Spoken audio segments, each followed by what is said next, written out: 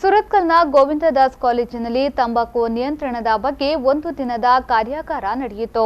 ಮಂಗಳೂರಿನ AJ institute of medical ಸೈನ್ಸ್ನ oncologist doctor Venkataramana Kini ಅವರು ಕಾರ್ಯಾಗಾರವನ್ನು ಉದ್ಘಾಟಿಸಿದರು.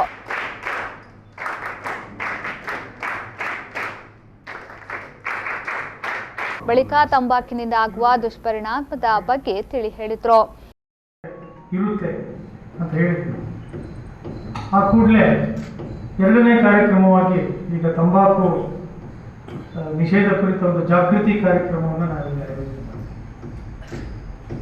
ಇದು ಈ ಹಿಂದೆನೇ ತಂಬಾಕು ಜಾಗೃತಿ ಮೂಡಿಸುವ ಈ ಕಾರ್ಯಕ್ರಮ ಸಂಬಂಧ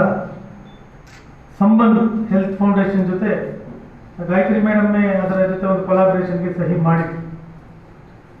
ನಾನೀಗ ಬಂದ ನಂತರ ಯಾವೆಲ್ಲ ಕಮ್ಯುನಿಟಿ ಡೆವಲಪ್ಮೆಂಟ್ ಪ್ರೋಗ್ರಾಮ್ಗಳಿದ್ದಾವೆ, ಯಾವೆಲ್ಲ ಜನಜಾಗೃತಿ ಕಾರ್ಯಕ್ರಮದ ಓರಿಯೆಂಟೇಷನ್ಗಳಿದ್ದಾವೆ, ಅದ್ಯಾವುದನ್ನು ಕೂಡ ನಿಲ್ಲಿಸೋದು ಬೇಡ ಅಂತೇಳಿ ಅದನ್ನು ಮುಂದುವರಿಸ್ತಿದ್ದೇನೆ.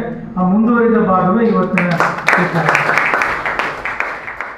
ಅನಂತರ ಬೆಂಗಳೂರು ಪಿಯು ಕಾಲೇಜಿನ ಎನ್ಎಸ್ಎಸ್ ಘಟಕದ ರಾಜ್ಯ ಸಹ ಸಂಯೋಜಕರಾದ ಡಾಕ್ಟರ್ ಗುಬ್ಬಿಗೂಡು ರಮೇಶ್ ಸಿಜಿ ಅವರು ಪ್ರತಿಜ್ಞಾ ವಿಧಿಯನ್ನ ಬೋಧಿಸಿದ್ರು.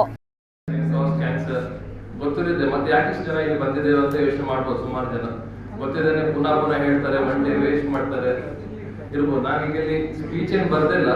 ನಾನು ಮೇಲಿ ಬಂದಿರೋದು ನಾವೇನು ಪೇಷಂಟ್ಸ್ ನೋಡ್ತೇವೆ ಅವರ ಏನು ಕಷ್ಟಗಳಿದೆ ಅದನ್ನು ನಿಮ್ಗೆ ಹೇಳ್ಬೇಕಂತ. ಈಗ ನಿಮ್ಗೆ ರಫ್ಲಿ ಒಂದು ಐಡಿಯಾ ಇರ್ತದೆ, ಅವರು ಒಂದು ಕಾಯಿಲೆ ಬರ್ತದೆ, ಕೆಲವರು ಅವರ ಸಂಬಂಧಿಕರಲ್ಲಿ ನೋಡಿರ್ಬೋದು.